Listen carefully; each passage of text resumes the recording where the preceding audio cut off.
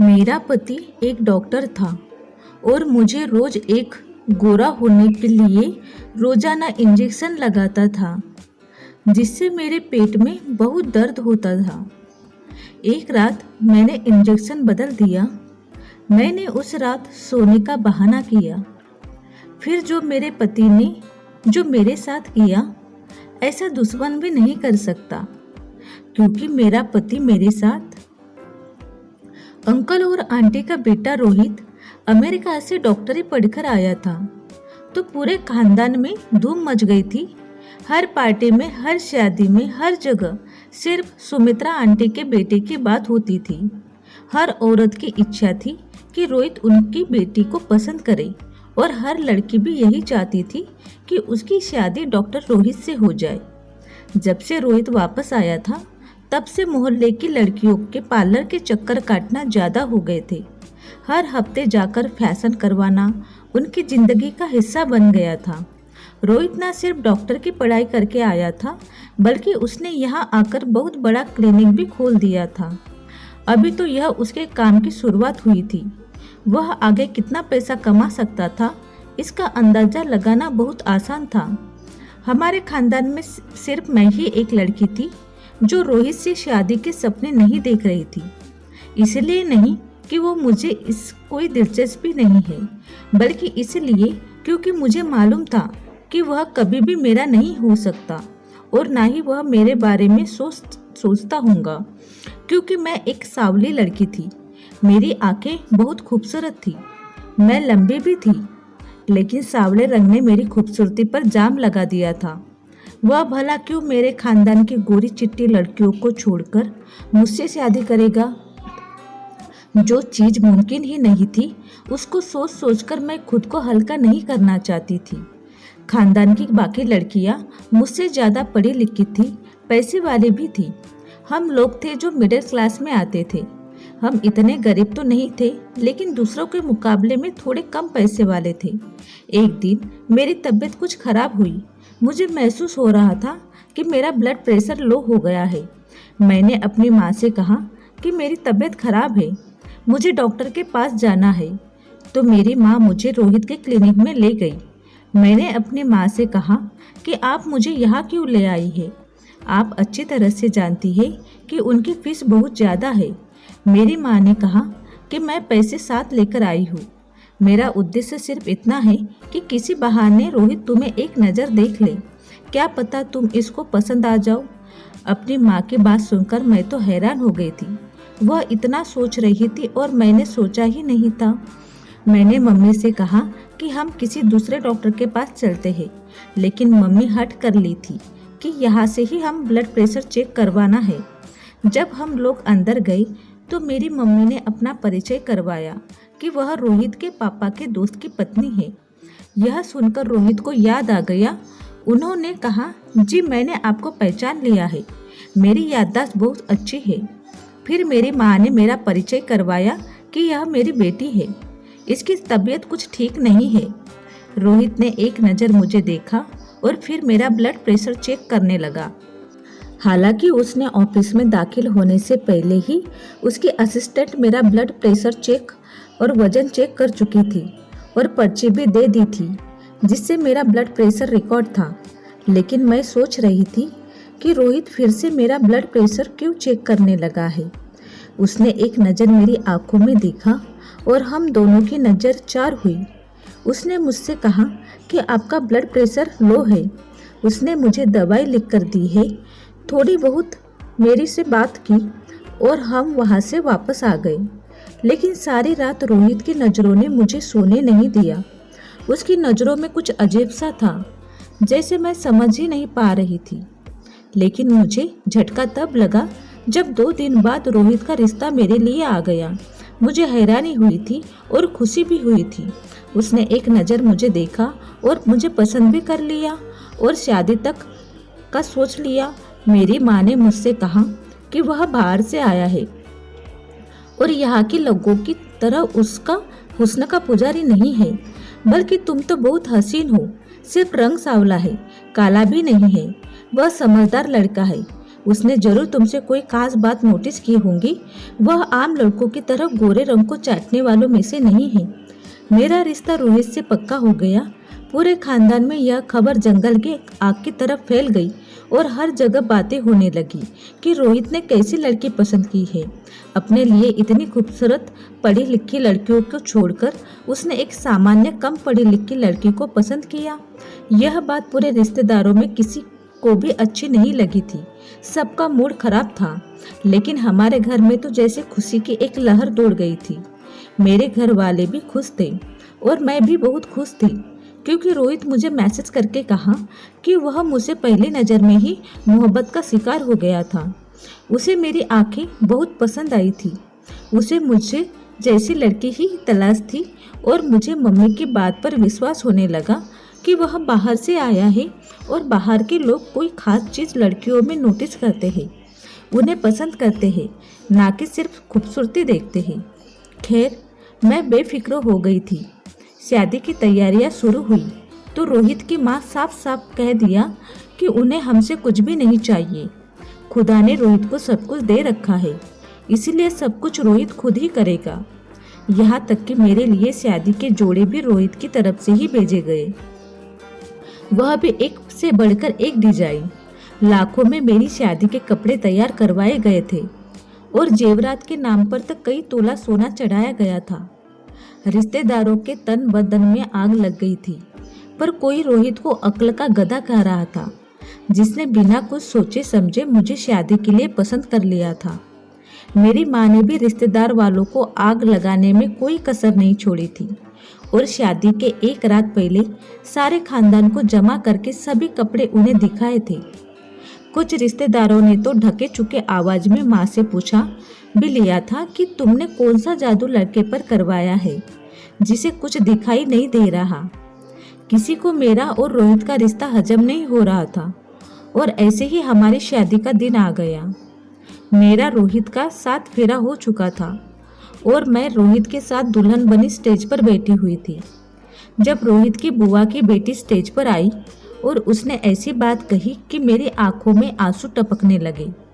वह अपने शब्दों में मेरा मजाक उड़ा रही थी और साथ ही रोहित से यह कह रही थी, तुम्हारी पसंद को क्या हो गया है? तुम तो इतने क्लासी थे, अचानक से यह तुम्हारा टेस्ट इतना खराब कैसे हो गया? रोहित ने उसे 1-2 शब्द कहे और वह खुद ही स्टेज से नीचे उतर गए। लेकिन मेरा आज का दिन खराब हो चुका था। मैं सर झुकाए बैठी थी और यह सोचकर ही शर्म से जमीन की तरफ देखी जा रही थी कि रोहित से किस तरह नजरें मिला पाऊंगी। मैं जानती थी कि सबको इसी बात की हैरानी है कि रोहित ने मुझे क्यों चुना है, लेकिन यह बात सिर्फ मैं ही जानती थी कि रोहित को मुझसे पहली नज़र में ही प्यार हो गया था। विदाई का वक्त हो गया था और मैं विदा होकर बड़े से घर में चली गई थी। मैं पहली बार उसका घर देख रही थी और यह देखकर मेरी आंखें खुली की खुली रह गई थी। रोहित का घर किसी शानदार महल से कम नहीं था। ऐसा लग रहा था जैसे वह करोड़ों रुपए कमाता हो। दिल में सोचने लगी कि डॉक्टर लोग तो बड़े ही पैसे वाले होते हैं, गरीबों का खून निकाल लेते हैं और अपना महल तैयार कर लेते हैं, लेकिन यह तो मुझे बहुत ही बाद पता चला कि यह महल कैसा बना हुआ था। मुझे मेरी सास यानी रोहित की माँ ने रोहित के कमरे में बिठा दिया। रोहित की बुआ की बेटी की बातें अभी तक मेरे अंदर चुभ रही थी और मेरे अंदर एक आग सी जल रही थी। कमरे में ऐसी की ठंडक होने के बावजूद भी मुझे अपना सर सुलगता हुआ महसूस हो रहा था। भगवान ने मेरी किस्मत कितनी रोशन लिख दी थी। रोहित मेरा हमसफर बन गया था, लेकिन मेरे चेहरे की कातिल ने मुझे इस खुशी को भी कम कर दिया था। थोड़ी ही देर बाद रोहित कमरे में चला आया और मेरा चेहरा देखते ही मेरे अंदर का बात समझ गया। क्या बात है पायल, तुम क्या अभी तक सीमा की बात को लेकर बैठी हो? मैं एक नज़र से रोहित की तरफ देखा तो वह कहने लगी, मोहब्बत ऐसी होती है कि महबूब के बिना ही कहे उसकी हर बात समझ में आ जाती है। रोहित के लहजे में मोहब्बत की चाशनी घुली हुई थी और मैं अपनी खुश नसीबी पर दिल ही दिल में खुश हो रही थी कि तुम फिक्र ना करो पायल, तुम्हारी जिंदगी की यह परेशानी मैं जल्दी दूर कर दूंगा। कोई तुम्हारे रंग को लेकर तुम्हें कमजोर नहीं समझेगा। आजकल तो इतने इलाज आ गए कि कुछ इंजेक्शन से ही तुम्हारा रंग निखर जाएगा। मुझे तो तुम्हारा सांवला रंग ही अच्छा लगता है, लेकिन मैं तुम्हारी आंखों में आंसू नहीं देख सकता। इसीलिए मैंने सोच लिया है कि मैं इस रंग को गोरा करने वाले इंजेक्शन के जरिए तुम्हें दूसरी लड़कियों की तरह हसीन बना दूंगा। मैंने रोहित की तरह देखा और कहा, यह मुमकिन है कि मेरा रंग भी निखर कर दूसरी लड़कियों की तरह गोरा हो जाएगा? रोहित मुस्कुराकर कहने लगा, यह दौर अलग है, सब कुछ भी मुमकिन है। जिसके पास पैसा है वह सब कुछ हासिल कर सकता है। लोग तो सर्जरी के जरिए अपने आप को बदलाव कर देते हैं, तुम्हारा तो सिर्फ रंग गोरा करना है। रोहित ने मुझसे वादा कर लिया कि वह अगले दिन से ही मेरा इलाज शुरू कर देगा। मैं खुद को खुशनसीब से कहीं ज़्यादा हसीन महसूस कर रही थी। वह जो मुझे मेरे पति की नज़रों में गिराना चाहती थी, मैं अब उससे बदला लेना चाहती थी। रोहित ने बहुत अच्छे से मुझे अपना लिया था और उसका साथ पाकर मैं बहुत खुश थी। रोहित से मिलकर ऐसा लगता था जैसे वह अमेरिका से पढ़कर आया है।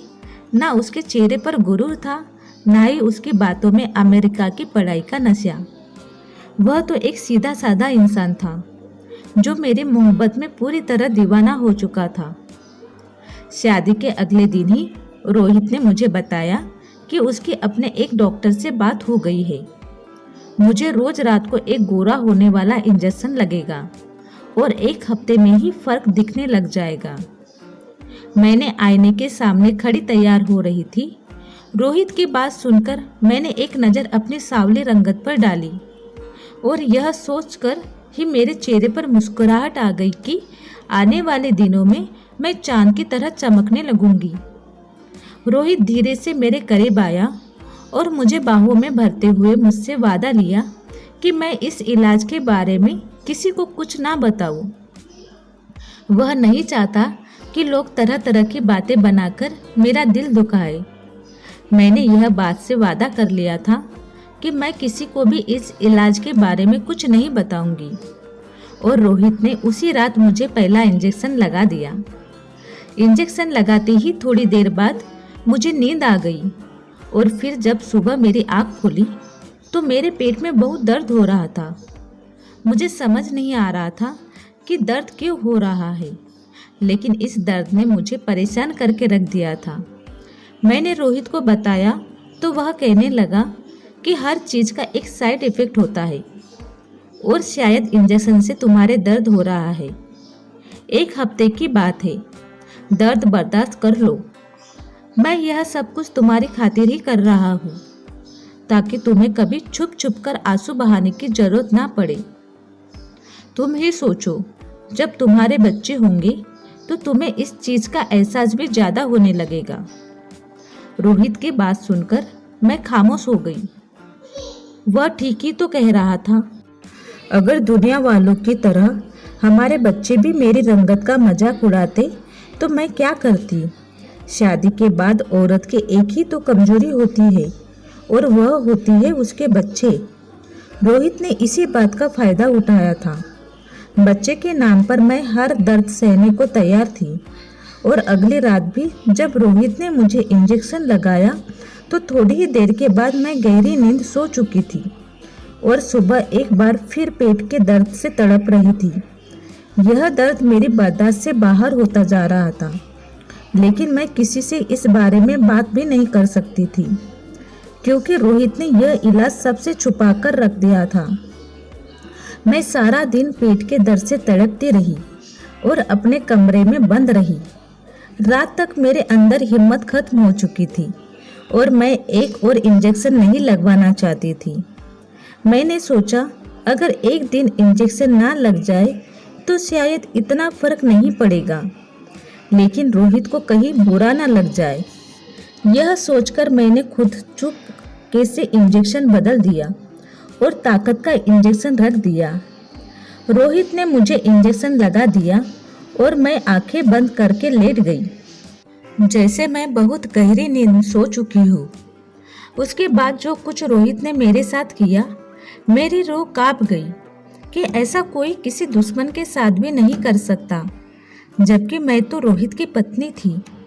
मैं फौरन उठकर बैठ गई थी और मुझे जागता हुआ देखकर रोहित के होश ठिकाने आ गए थे। वह हकलाते हुए पूछने लगा कि तुम अभी तक सोई नहीं हो। मैंने गुस्से में रोहित से पूछा कि यह सब क्या है और तुम मेरे साथ क्या कर रहे हो। पहले तो रोहित मुझे उल्टे सीधे जवाब देता रहा, लेकिन जब उसे अंदाजा हो गया कि मैं इतनी आसानी से खामोश बैठने वालों में से नहीं हूँ, तो उसने मुझे हर बात सच सच बता दी। रोहित का पूरा सच सुनकर तो मेरे तो होश ही उड़ गए थे। अब मुझे समझ आ गया था कि रोहित ने सारे खानदान की हसीन और पढ़ी लिखी लड़कियों को छोड़कर मुझसे सांवली और मिडिल क्लास लड़की को क्यों पसंद किया था। उसे लगा था कि मैं उसके लिए बहुत आसान हद हूँ और साबित हो जाऊंगी और बहुत आराम से वह मुझे काबू कर लेता। लेकिन मैं इतनी आसानी से चुप बैठने वालों में से नहीं थी।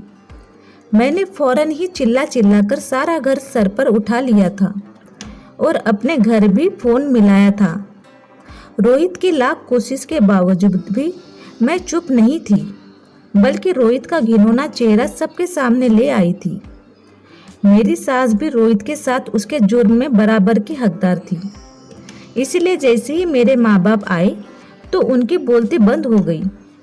मेरी माँ को तो यकीन ही नहीं हो रहा था कि रोहित जैसा लाइट इंसान मेरे साथ इतना बड़ा धोखा दे सकता है। मैं माँ के साथ शादी के तीसरे ही दिन लौटकर अपने घर चली गई।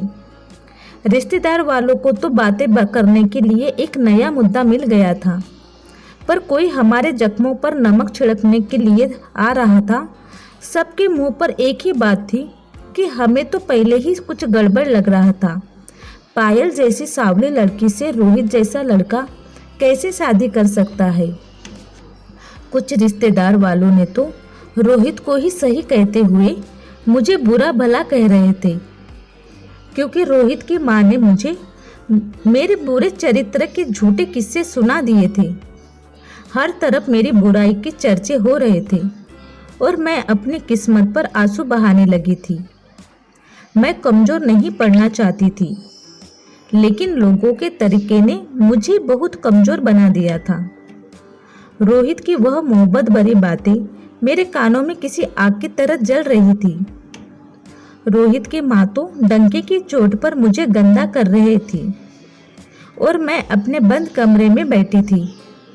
मुझे लोगों का सामना करने की हिम्मत ही नहीं हो रही थी। जब मेरी दोस्त मुझसे मिलने के लिए आई और उसने मुझे हौसला दिया कि मुझे खामोशी से नहीं बैठना चाहिए, तो रोहित ने जो काम मेरे साथ कर रहा था वह बिल्कुल ही गैर कानूनी था और मेरी दोस्त चाहती थी कि हम दोनों मिलकर रोहित के खिलाफ कानूनी कार्रवाई करें। उसका पति वकील था और वह दोनों मेरा साथ देना चाहते थे। अपनी दोस्त की बात सुनकर मैंने फौरन हाँ कर दिया कि मैं रोहित जैसे इंसान के खिलाफ जाऊंगी। लेकिन जैसे ही माँ को मेरे इरादों का पता चला, उसने साफ मना कर दिया कि हम जैसे इज्जतदार लोग कोर्ट कचहरी के चक्कर नहीं लगा सकते। इसलिए तो हम जैसे लोग रोहित जैसे लोगों के लिए आसान खिलौना साबित होते हैं। मैं गुस्से में माँ को 4 बातें सुना डाली। जब तक हम जुर्म के खिलाफ खड़े नहीं होंगे, यह हमारे साथ जुर्म करते ही रहेंगे और मैं गलत करने वालों को उनके अंजाम तक पहुंचाऊंगी। मैं रोहित पे केस करूंगी। मैंने माँ को 2 बातें सुना दिया और अपने दोस्त की मदद से रोहित के खिलाफ मुकदमा दायर कर दिया। रोहित और उसकी माँ ने तो सोचा भी नहीं था कि मेरी जैसी आम सी लड़की, जिसे जमाने में हमेशा खोखला कर रखा हुआ था, वह इतना बड़ा कदम उठाएगी। ये कोई आम केस नहीं था, इसलिए बहुत जल्द मीडिया में फैल गया और लोगों के दिमाग और जुबान के ऊपर आम हो गया। जिसको भी मामले का पता चला वह रोहित पर थू थू करने लगा और रोहित किसी को शक्ल दिखाने के लायक ही नहीं रहा। मैंने अदालत में खड़े होकर बहुत हिम्मत से रोहित का घिनौना चेहरा सबके सामने रख दिया। रोहित ने मुझसे शादी जिसके लिए की थी वह बच्चा था। रोहित अमेरिका में किसी मॉडल से शादी कर चुका था और वह उससे मोहब्बत करता था, लेकिन वह मॉडल अपने फिटनेस को खराब नहीं करना चाहती थी और वह रोहित को बच्चा नहीं चाहिए था। और इसी मकसद के लिए रोहित अमेरिका से अपने देश आया था। वह अपनी पहली पत्नी से ही बच्चा चाहता था, इसलिए उसने जानबूझकर मुझ जैसी सावली सलोनी और गरीब लड़की से शादी की।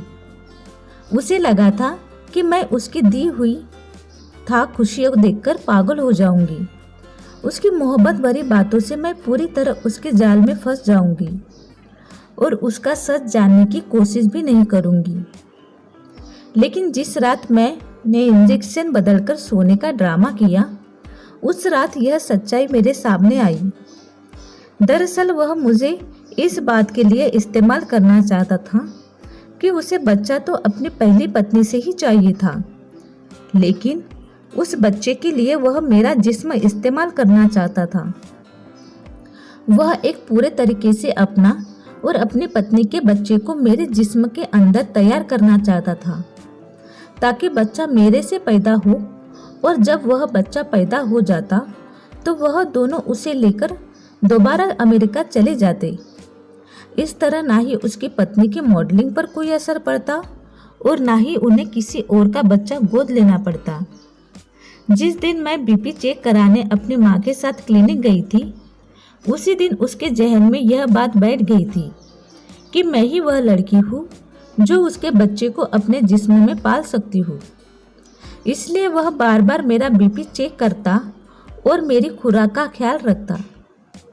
सरोगेसी का तरीका हमारे देश में पूरी तरह गैर कानूनी है और खास करके मेरी इजाज़त के बिना मेरा पति मेरा जिस्म कैसे इस्तेमाल कर सकता था। वह हर रात गोरा होने वाला इंजेक्शन लगाने के नाम पर मुझे बेहोश करता और फिर मेरा चेकअप करता था। जिस रात मैंने इंजेक्शन बदला था, उस रात वह आईवीएफ के जरिए मेरे जिस्म में अपने बच्चे को इम्प्लांट करने वाला था। उसकी अमेरिकन बीवी अपने जिस्म को खराब नहीं करना चाहती थी, लेकिन वह दोनों मिलकर मेरी पूरी जिंदगी बर्बाद करना चाहते थे। एक बार उन्हें मुझसे बच्चा मिल जाता तो रोहित मुझे तलाक देकर वापस अमेरिका चला जाता और फिर कभी लौटकर भी वापस नहीं आता और मैं सारी जिंदगी यूं ही तड़पती रह जाती। मेरी दोस्त का पति जो वकील था, उसने कुछ सबूत इकट्ठे किए और रोहित और उसकी पत्नी को दोषी साबित कर दिया। वह दोनों धोखे से मुझे इस्तेमाल कर रहे थे और अगर उस रात मैं इंजेक्शन ना बदलती तो उन दोनों के बच्चे को अपना खून समझकर 9 महीने तक उन्हें पेट में पालती रहती और उसके बाद वह दोनों अपना बच्चा लेकर दोबारा वापस गायब हो जाते। उन दोनों को सजा दी गई थी और मैंने रोहित से तलाक भी ले लिया था। मैं अकेली जरूर थी, लेकिन मुझे यकीन था कि भगवान ने मेरी किस्मत में यकीनन कुछ अच्छा ही लिखा रखा होगा। सारे खानदान वाले रोहित की सच्चाई जान चुके थे और आंटी को बुला भरा कर रहे थे, जिन्होंने अपने बेटे का साथ देकर मेरी जिंदगी उजाड़ने की कोशिश की थी। एक बात मैं बहुत अच्छी तरह जान गई थी, किसी इंसान की पढ़ाई उसे सूरत नहीं देती, बल्कि यह माँ बाप की परवरिश भी होती है जो एक बच्चे को होशियार और अच्छा बनाती है। अगर आंटी अपने बेटे रोहित को सही और गलत का फर्क बताती और मेरी जिंदगी से खेलने के लिए मना करती तो शायद उसे अभी इतना हिम्मत नहीं मिलती। रिश्तेदार में से सभी भगवान का धन्यवाद कर रहे थे कि उनकी बेटियां रोहित के जाल में फंसने से बच गई थी, जबकि माँ को इस बात का बहुत दुख था कि उनकी वजह से मेरी जिंदगी बर्बाद हुई है। लाखों का जेवर और कपड़े इंसान को अच्छा नसीब और खुशियां नहीं दे सकते। इसलिए इनको चाहिए कि वह अमीर और पढ़ा लिखा दामाद ढूंढने से कहीं ज्यादा अपनी बेटी के लिए अच्छे नसीब के लिए प्रार्थना करे। कोई भी लड़की 2 वक्त की रोटी और इज्जत के साथ 4 दीवारी में खुशी खुशी जिंदगी गुजार सकती है, लेकिन वह एक बुरे इंसान के साथ कभी खुश नहीं रह सकती। मैंने जुल्म के खिलाफ इसलिए आवाज बुलंद की ताकि आइंदा कोई लड़की किसी लड़के के गलत मकसद की भेंट न चढ़े। तो फ्रेंड्स, आप इस स्टोरी के बारे में क्या राय रखना चाहते हैं तो मुझे कमेंट बॉक्स में ज़रूर बताइए। और आपको ये स्टोरी अच्छी लगे तो प्लीज़ एक लाइक ज़रूर करिए और चैनल पे नए हो तो सब्सक्राइब करना ना भूलें। धन्यवाद दोस्तों। तो चलिए मिलते हैं नेक्स्ट स्टोरी के साथ।